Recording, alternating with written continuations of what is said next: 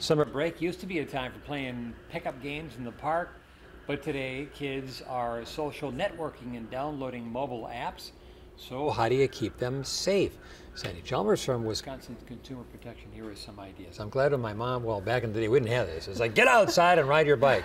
But now it's a whole new ball game with the internet. And so what are the risks that kids may face? Well, I just saw that 5 million kids in this country under the age of 10 have Facebook accounts. 5 million? 5 million kids under the age of 10. Oh my gosh. Yeah, things have really changed. And the same risks that apply to us apply to our kids, and they're a little bit less experienced than we are. They don't know what to look for, so the same risks are out there. Hackers, spammers, identity thieves.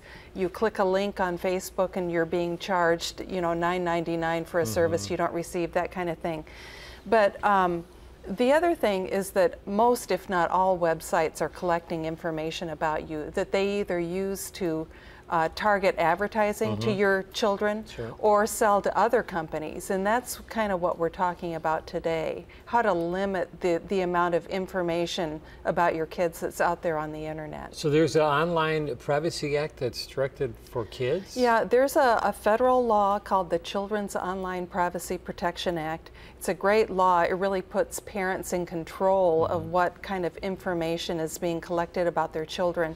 It requires any website that's collecting information about kids under the age of 13 to get parental consent first. And it also requires them to post a privacy policy to explain what kind of information they're collecting and what they're going to use it for. For instance, are they going to use it only for their own purposes, or are they going to sell it to companies around the world to market to your kids, that kind of thing. This could be a prickly issue for parents when it comes to monitoring what their kids are doing, especially if they have a Facebook page. How should parents proceed, do you think? Well, the best thing to do is know what sites your kids are visiting. And the fact that you have to give consent before the website can be used by your kid puts you in the driver's seat. So understand what kind of information they're collecting, what it's going to be used for. If you have questions, ask, you know, if it's not clear to you.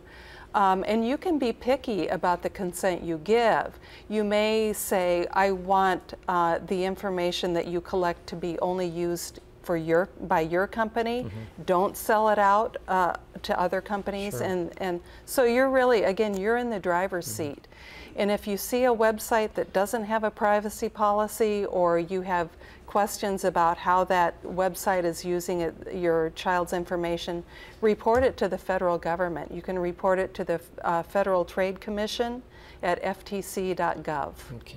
All right, good information. Sandy, thank you very much. Thank you. Hey, for more information, you can check out the website on your screen.